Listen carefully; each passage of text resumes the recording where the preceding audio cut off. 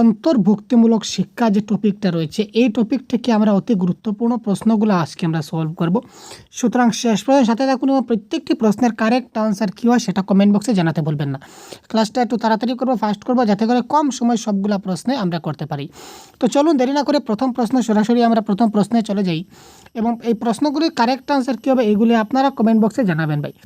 দেখুন, অন্তর্ভুক্তিমূলক শিক্ষা বা ইনক্লুসিভ এডুকেশন তার যেটা কনসেপ্টের ক্লাস আমরা অলরেডি প্রোভাইড করে দিয়েছি, দেখে না থাকলে চ্যানেলে গিয়ে দেখে নেবেন। তো দেখুন, অন্তর্ভুক্তিমূলক শিক্ষার মূল কথা হলো প্রতিটি বিশেষ চাহিদা সম্পন্ন শিশুকে, অর্থাৎ অ্যাকর্ডিং টু ইনক্লুসিভ এডুকেশনের মতে যে সকল শিশুরা বিশেষ চাহিদা সম্পন্ন রয়েছে, স্পেশাল নিড রয়েছে, তাদেরকে কি করতে হবে, তাদের চাহিদা অনুযায়ী পূর্ণ সুযোগ দানের মাধ্যমে সাধারণ শিশুদের সঙ্গে শিক্ষা গ্রহণের সামাজিক যোগাযোগ গড়ে তুলতে হবে। তাদের ক্ষমতা অনুযায়ী পূর্ণ সুযোগ দানের মাধ্যমে সাধারণ শিশুদের সঙ্গে শিক্ষা গ্রহণের যেটা সামাজিক গড় সেটা তুলতে হবে। একটা হচ্ছে চাহিদা অনুযায়ী, একটা হচ্ছে ক্ষমতা অনুযায়ী, আর একটা হচ্ছে পছন্দ অনুযায়ী। বাকি সবগুলো কিন্তু সমান। পয়েন্টগুলো একটু যদি লক্ষ্য করুন তাহলে আপনারা দেখবেন যে পুরো তিনোটাই টপিক কিন্তু যে তিনোটা পয়েন্ট যেটা তুলে ধরা হয়েছে তিনোটা পয়েন্ট কিন্তু সেম, শুধু ডিফারেন্স এখানে তার চাহিদা অনুযায়ী তাকে সুযোগ দিতে হবে যাতে করে সে অন্যান্য শিশুদের সঙ্গে সমানভাবে শিক্ষা লাভ করতে পারে। এটা হচ্ছে তার ক্ষমতা অনুযায়ী, এটা হচ্ছে পছন্দ অনুযায়ী, না এটা হচ্ছে উপরের সব কয়টি। তো এখানে কারেক্ট আনসার কী হবে, আপনাদের মত কোনটা হচ্ছে কারেক্ট আনসার বলুন তো। তো এটা কারেক্ট আনসার হবে option number D is the right answer. কারণ ইনক্লুসিভ এডুকেশনে যাদের স্পেশাল যারা রয়েছে শিক্ষক চাহিদা সম্পন্ন, প্রথমে তাদের চাহিদা ডিপেন্ড করতে হবে, তাদের কি চাহিদা রয়েছে, তাদের চাহিদা মতো তাদেরকে শিক্ষা গ্রহণের সুযোগ সুবিধা যাতে তারা পেতে পারে তার জন্য যোগাযোগ গড়ে তুলতে হবে। তার ক্ষমতা অনুযায়ী সামাজিক যোগাযোগ গড়ে তুলতে হবে সুযোগের মাধ্যমে, তাকে সুযোগ দিতে হবে, অপরচুনিটি দিতে হবে। আর এটা হচ্ছে পছন্দ অনুযায়ী। সুতরাং উপরের সবগুলো ইজ দ্য রাইট আনসার। তারপর দেখুন, লার্নিং ডিসেবিলিটি বিষয়ে সর্বপ্রথম অভিমত কে ব্যক্ত করেছিলেন। লার্নিং ডিসেবিলিটির সম্বন্ধে প্রথম অভিমতকে ব্যক্ত করেছিলেন আপনাদের কি মনে হয়, পেভলভ, গেস্টাল্ট, না ভাইগোটস্কি, নাকি ক্রিক? কোয়েশ্চন নাম্বার 2 কারেক্ট আনসার কী হবে, তো এটা কারেক্ট আনসার হবে ক্রিক। যারা জানা না থাকলে খুব তাড়াতাড়ি জেনে যান। তারপর দেখুন, রিডিং পড়ার ক্ষেত্রে নিচের কোনটি অসামঞ্জস্যটি লক্ষ্য করা যায়, অর্থাৎ রিডিংয়ের যেটা সমস্যা, রিডিংয়ের সমস্যাকে আমরা কি বলতে পারি।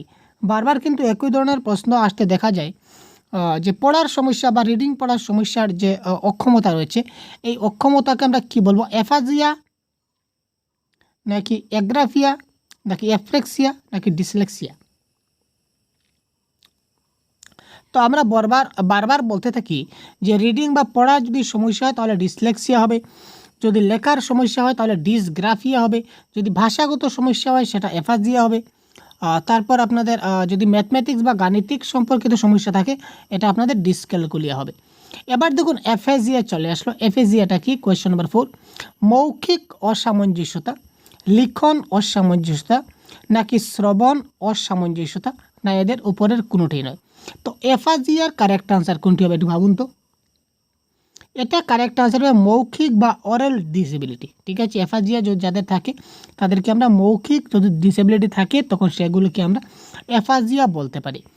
তারপর দেখুন শিক্ষার্থীরা গণিত শিক্ষণের ক্ষেত্রে দুর্বলতার সম্মুখীন হয় তা হলো, এই দেখুন এইমাত্রই বলে গেলাম। তো এটার প্রশ্ন কিন্তু আমি বলবো না, আপনারা সবাই কারেক্ট আনসার দিন। এটার কারেক্ট আনসার কী হতে পারে, আমি কিন্তু এইমাত্র বলে গেলাম ভাই।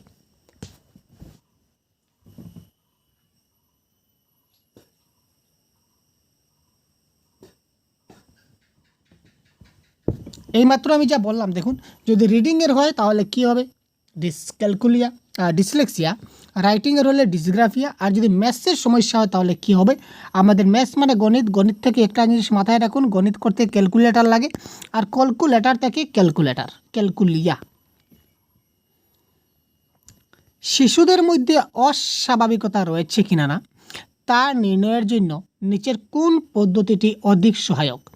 একজন শিশুর মধ্যে একটা অস্বাভাবিকতা রয়েছে কিনা না সেটা আমরা কি করে বুঝব, সাক্ষাৎকার পদ্ধতি, ঘটনা অনুধান পদ্ধতি, নাকি অন্তর্দর্শন পদ্ধতি, নাকি প্রশ্নপত্র সম্বন্ধিত পদ্ধতি?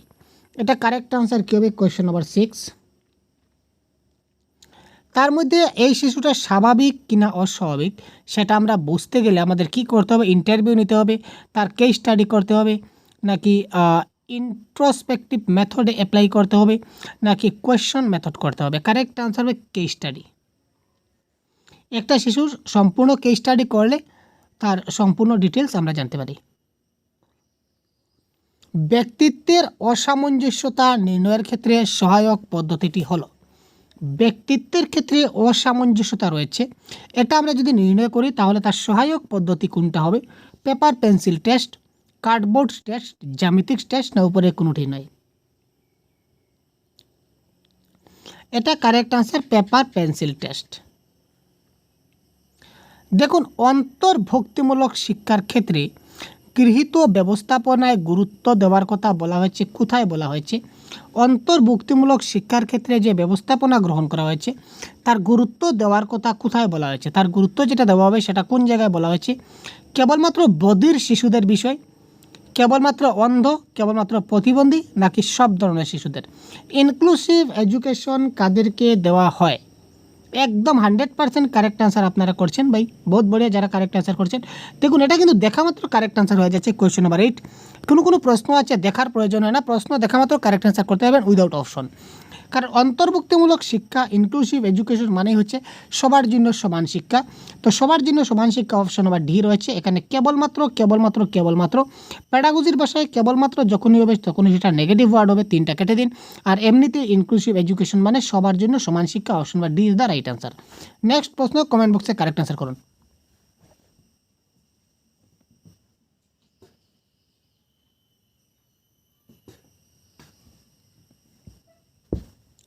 অন্তর্ভুক্তিমূলক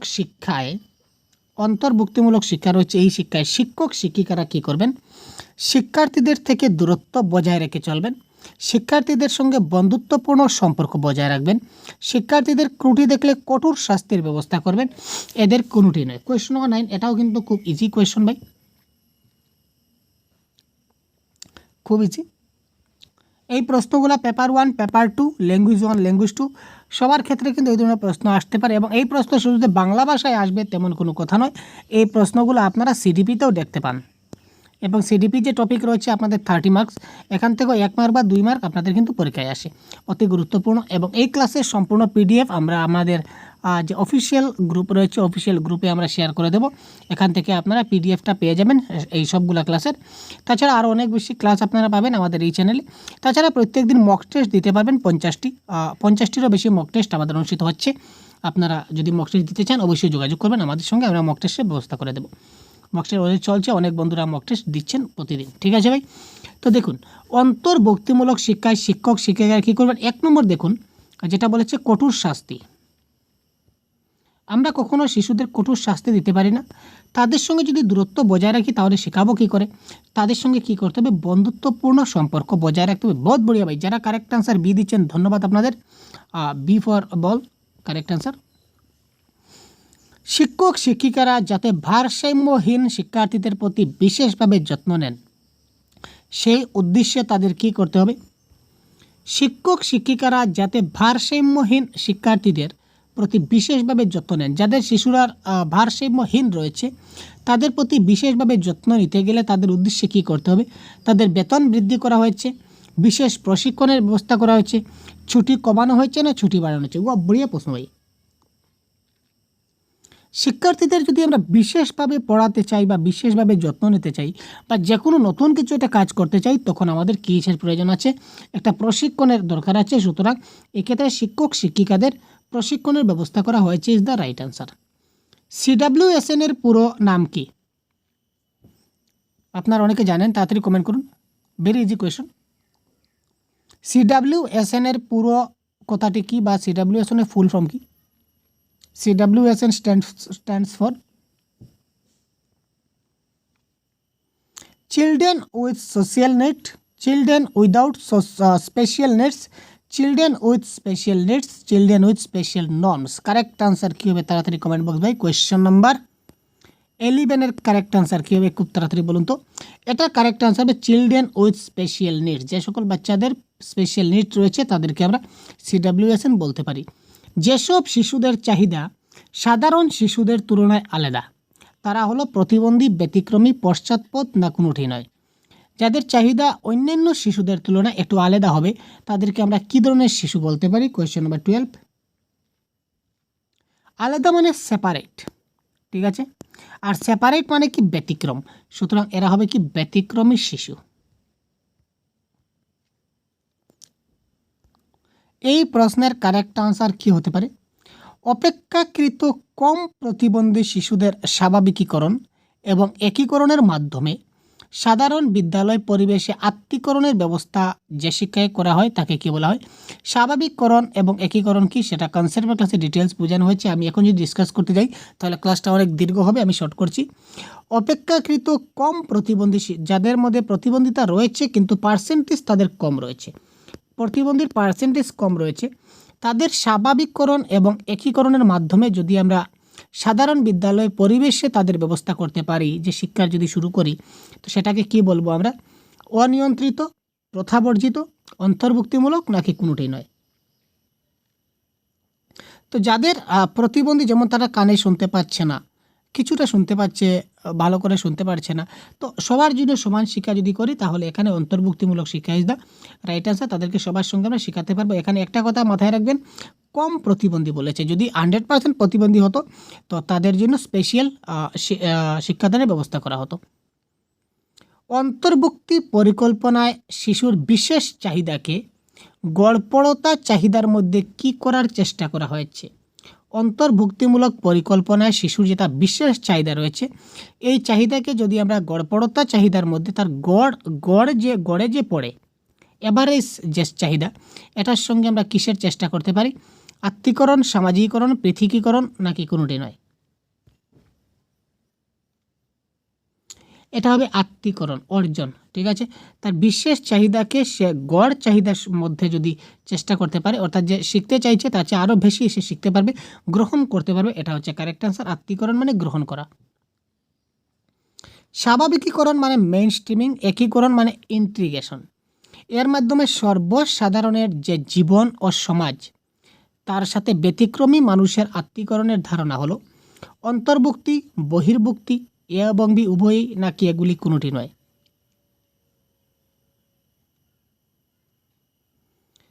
এটা আমরা একীকরণ করব, মানে কি অন্তর্ভুক্তি করব, ইনক্লুড করব। ইনক্লুসিভ এডুকেশনে আমরা কি করি? ইনক্লুসিভ এডুকেশনে আমরা সবাইকে একত্রিত করি, জড়ো করি, অন্তর্ভুক্তি করি। সুতরাং option number A is the right answer, অন্তর্ভুক্তিকরণ। আচ্ছা, ভারতবর্ষে প্রথম বিশেষ বিদ্যালয় স্থাপিত হয়েছিল কত সালে? 1887, এটা নোট ডাউন করবেন। ভারতবর্ষে প্রথম বিশেষ বিদ্যালয় স্থাপিত হয়েছিল, স্পেশাল স্কুল, 1887 সালে।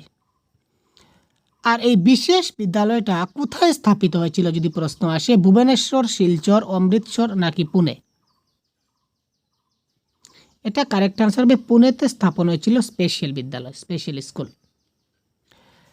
সাধারণ শিশুরা ব্যতিক্রমী সহপাঠীদের সঙ্গে পঠন পাঠন করলে কি হবে? সাধারণ শিশুরা যদি ব্যতিক্রমী যারা সহপাঠী রয়েছে, অর্থাৎ অন্যদের থেকে তাদের চাহিদা একটু আলাদা রয়েছে, তাদের সঙ্গে যদি তারা পঠন পাঠন করে তাহলে কি হবে? তারা মানুষের বিভিন্নতার প্রতি শ্রদ্ধাশীল হবে, তাদের মধ্যে সমমর্মিতার বোধ বিকশিত হবে। এ এবং বি উভয়ই কারেক্ট হবে নাকি এদের কোনোটি কারেক্ট হবে না? কী হবে কারেক্ট অ্যান্সার?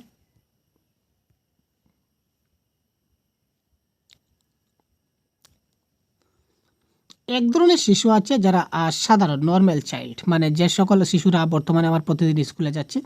আরও কিছু শিক্ষক আছে, ছাত্র আছে যাদেরকে বলা ব্যতিক্রমী, মানে কি তাদের যেটা চাহিদা, তাদের চাহিদা তুলনামূলকভাবে কিছুটা তাদের চাহিদাটা কম থাকে।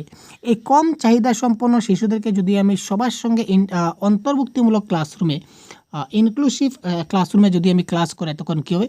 তারা এই কম যারা সহপাঠী রয়েছে, অর্থাৎ কম বুদ্ধিসম্পন্ন বা ব্যতিক্রমী যারা রয়েছে, কম চাহিদা সম্পন্ন, তারা সাধারণের সঙ্গে যদি ক্লাস করে তখন তারা বিভিন্ন মানুষের বিভিন্নতার প্রতি শ্রদ্ধাশীল হবে, তাদের মধ্যে সমমর্মিতা, সবার প্রতি একটা মায়া মর্মতা বোধ বিকাশ হবে, অর্থাৎ তারা কি করছে সেটা তারা বুঝতে পারবে।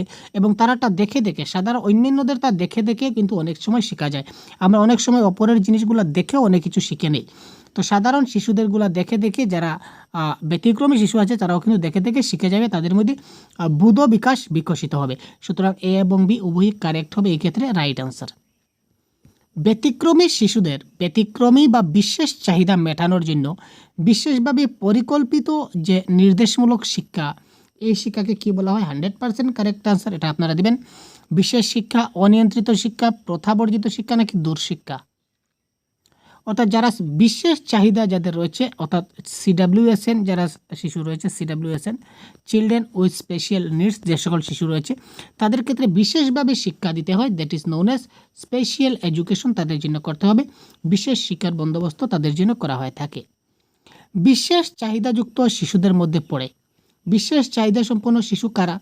বুধ শক্তিতে যাদের ব্যতিক্রমী শিশু, অর্থাৎ বুধ শক্তিতে যারা কিছুটা কম, শারীরিক কারণে যারা ক্ষতিগ্রস্ত তারা, বাকশক্তি এবং যারা ভাষায় পিছিয়ে পড়েছে তারা, নাকি উপরের সব কয়টি?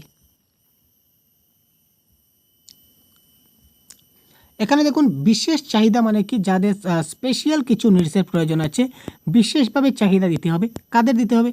যাদের বুধ শক্তিতে কিছুটা, যারা বুধ শক্তির জ্ঞান কম রয়েছে, তারা কম বুঝতে পারে, তারাও হতে পারে।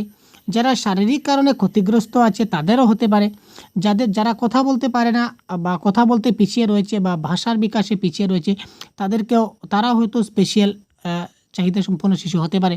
সুতরাং উপরের সব কয়টি, option number D is the right answer of this question. তারপর দেখুন বুধ শক্তিতে ব্যতিক্রমী শিশুর অন্তর্ভুক্তি হলো। বুধ শক্তিতে যারা ব্যতিক্রমী শিশু রয়েছে তারা অন্তর্ভুক্ত হয় কোথায়? মানসিক প্রতিবন্ধী শিশু, শিখনে অক্ষম শিশু, প্রতিভা সম্পন্ন শিশু, নাকি উপরের সব কয়টি?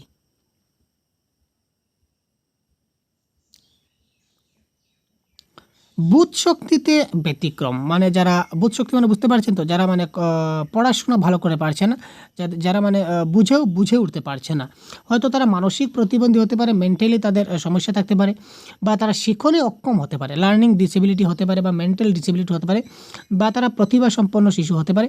সুতরাং এই ক্ষেত্রে প্রতিভা সম্পন্ন শিশু থেকে ব্যতিক্রমী হতে পারে। সুতরাং এই ক্ষেত্রে কারেক্ট আনসার হবে কোয়েশ্চন নম্বর 21, উপরের সব কয়টি ইজ দ্য রাইট আনসার।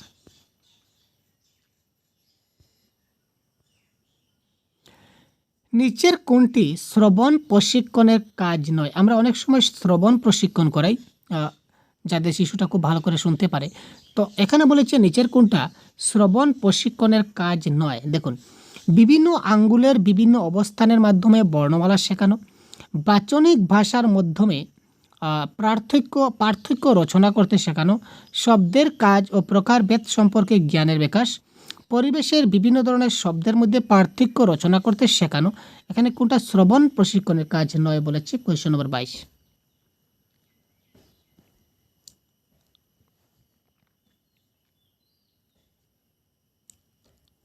খুব ভালো করে প্রশ্নটা বুঝবেন, তারপর কারেক্ট অ্যান্সার করবেন।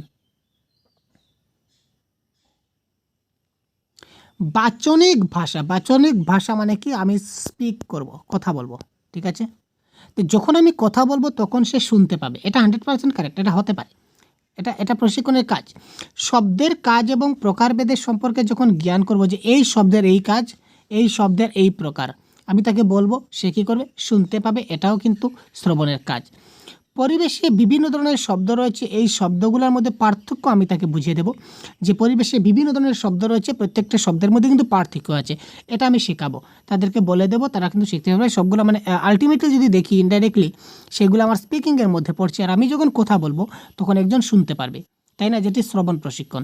আর আমি যদি আঙ্গুল দিয়ে বিভিন্ন অবস্থান মাধ্যমে বর্ণমালা শেখাই, যেমন এখানে কি রয়েছে, আমি শুধু এটা আঙ্গুল দিয়ে দেখিয়ে দিলাম, এটা এটা এটা এই যে এই যে এই যে এই যে রয়েছে, এই যে বললাম আঙ্গুল দিয়ে দেখিয়ে দিলাম, এখানে বিভিন্ন অবস্থান রয়েছে, সেটা আমি মুখে না বলেও শুধু আঙ্গুল দিয়ে তাকে বুঝিয়ে দিতে পারি। সুতরাং এই ক্ষেত্রে এটা প্রশিক্ষণের কাজ নয়। সুতরাং option number A is the right answer. যারা প্রতিভাবান শিশু রয়েছে তাদের জন্য বিদ্যালয়ে কী করতে হবে? কক্ষের সংখ্যা বৃদ্ধি করতে হবে, অর্থাৎ ক্লাসের যে রুমের সংখ্যা বৃদ্ধি করতে হবে, বারে বারে পরীক্ষা নিতে হবে, ঠিক আছে, বারে বারে পরীক্ষা নিতে হবে। কোশ্চেন নাম্বার 23 আমরা কেটে দিই, বারে বারে পরীক্ষা হচ্ছে না। অতিরিক্ত সময় ধরে পড়ানো, আলটিমেটলি তারা প্রতিভাবান রয়েছে, তাদের অতিরিক্ত সময় পড়ানোর প্রয়োজন নেই। উন্নত ধরনের এবং যথেষ্ট পরিমাণ শিক্ষা সহায়ক উপকরণ প্রস্তুত করার প্রয়োজন, এটা রাইট আনসার। যারা প্রতিভাবান শিশু রয়েছে তাদেরকে একটু উন্নত ধরনের শিক্ষা দিতে হবে, ঠিক আছে, এবং যথেষ্ট পরিমাণে যদি টিএলএম ব্যবহার করি তাহলে বা তাদের মধ্যে ডিসকভারি মেথড আমরা পড়াতে পারি, বা রিসার্চ কিছু একটা তারা রিসার্চ করতে পারে, অর্থাৎ ডিসকভার বা রিসার্চ এই ক্ষেত্রে 100% মানে আপনি গুরুত্ব প্রাধান্য দিতে পারেন। তাদেরকে ডিসকভারি মেথডে পড়াতে পারেন, বা আপনি তাদেরকে কিছু একটা রিসার্চ করতে পারেন, বা একটা প্রজেক্ট তৈরি করে আনতে বলবেন। এই ধরনেরভাবে যদি করেন তাহলে উন্নত ধরনের শিক্ষা হবে এবং প্রতিভাবান শিশুদের জন্য এটা যথেষ্ট গুরুত্বপূর্ণ বা ইম্পর্টেন্স। আইইডিসি এটার সম্পূর্ণ নাম কি? Inclusive education for disable children, integrated education for disable children, independent education for disable children, নাকি improved education for developed children? এটা কারেক্ট আনসার কী হবে? Question number 24, IEDC. এটা কারেক্ট আনসার হবে। দেখুন, আপনারা সবাই মনে করতে পারবেন যে এখানে inclusive education for disable children, তো ইনক্লুসিভ এডুকেশন মানে সমান শিক্ষা, তো ডিসেবল যারা চিলড্রেন রয়েছে তাদেরকে আমরা সমান শিক্ষা কী করে দেবো, এটা হচ্ছে না। তো সুতরাং এটা কারেক্ট আনসার হবে integrated education for disable children. যারা ডিসেবল চিলড্রেন রয়েছে সবাইকে ইন্টিগ্রেটেড এডুকেশন দিতে হবে। ইন্ডিপেন্ডেন্ট সেখানে হয় না, ইমপ্রুভ তো কখনোই হয় না। সুতরাং correct answer option number B, সেটা জেনে রাখবেন। অন্তর্ভুক্তিমূলক শিক্ষার প্রধান কাজ কি, অর্থাৎ প্রধান উদ্দেশ্য কি? অন্তর্ভুক্তিমূলক শিক্ষার প্রধান উদ্দেশ্য কি? শিখন অক্ষমতা সম্পন্ন শিশুদের শনাক্ত করা, সব ধরনের অক্ষমতা সম্পন্ন শিশুদের জন্য শিক্ষার ব্যবস্থা করা, পাঠ্যক্রম বহির্ভূত বিষয়ে শিশুদের শিক্ষার ব্যবস্থা করা, না উপরের কোনোটাই নয়। কারেক্ট আনসার কী হবে? Question number 25। অন্তর্ভুক্তিমূলক শিক্ষার প্রধান উদ্দেশ্য কি? আমরা আগে বলেছিলাম ইনক্লুসিভ এডুকেশন মানে কি, মানে হচ্ছে কি সবার জন্য সমান শিক্ষা, অর্থাৎ এখানে দেখুন সব ধরনের অক্ষমতা সম্পন্ন শিশুদের জন্য শিক্ষার ব্যবস্থা করা, সবার জন্য সমানভাবে সমান শিক্ষা দিতে হবে। That is called option number B is the right answer of this question. নিচের কোনটি ব্যাহত দৃষ্টিসম্পন্ন শিশুদের শিক্ষা সমস্যার সঙ্গে সম্পর্কযুক্ত? এখানে একটা ওয়ার্ড দিচ্ছে ব্যাহত, এটা মাথায় রেখে কারেক্ট অ্যান্সার করুন। নিচের কোনটি ব্যাহত দৃষ্টিসম্পন্ন মানে যারা দেখতে পায় না, তাদের শিশুদের শিক্ষার সমস্যার সঙ্গে সম্পর্কযুক্ত? দৈহিক বিকাশে অক্ষমতা, মানসিক বিকাশে অক্ষমতা, নাকি সঞ্চালনমূলক বিকাশে অক্ষমতা? এর মধ্যে কোনোটি নয়। নিচের কোনটি ছাড়া দৃষ্টিসম্পন্ন শিশুদের শিক্ষা দিতে গেলে সমস্যায় পড়তে হয়? যারা দৈহিক বিকাশে অক্ষমতা তাদের ক্ষেত্রে ঠিক আছে, মানসিকও ঠিক আছে, সুতরাং এটা কারেক্ট অ্যান্সার হবে সঞ্চালনমূলক বিকাশে অক্ষমতা। যারা দৃষ্টিসম্পন্ন শিশু রয়েছে তাদের সমস্যা হবে সঞ্চালনমূলক ছাড়া কিন্তু তাদের বিকাশ দেওয়া যায়, কিন্তু বাকি দুইটা থাকলে দেওয়া যাবে না। ব্রেইল পদ্ধতিটা প্রধানত কী ধরনের পদ্ধতি?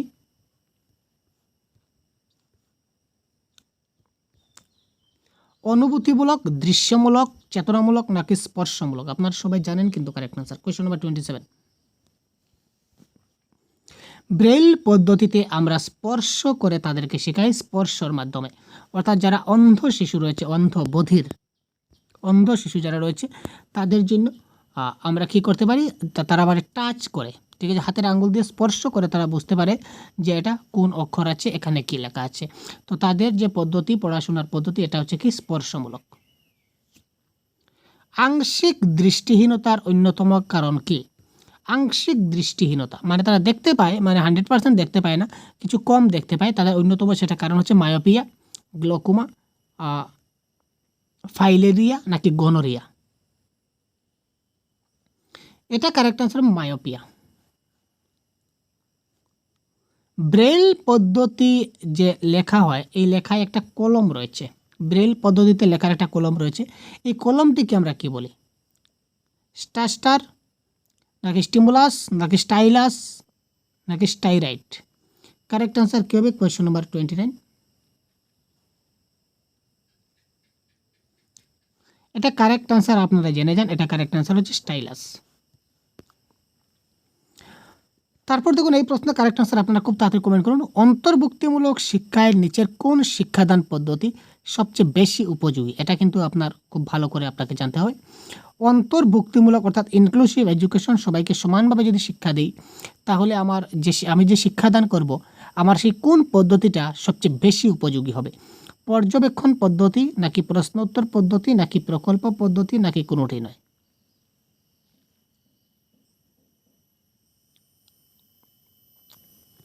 প্রকল্প পদ্ধতি সব শিশুদের সম্ভব হয় না, অর্থাৎ যারা একটু দুর্বল শিশু রয়েছে তাদের প্রকল্প করতে পারে না। আর প্রশ্ন উত্তর পদ্ধতি সেটা কোনো বিশেষভাবে কোনো পদ্ধতি হিসাবে সেটা গণ্য হয় না। সুতরাং কারেক্ট আনসার হবে এখানে কি পর্যবেক্ষণ পদ্ধতি বা observation method is the right answer.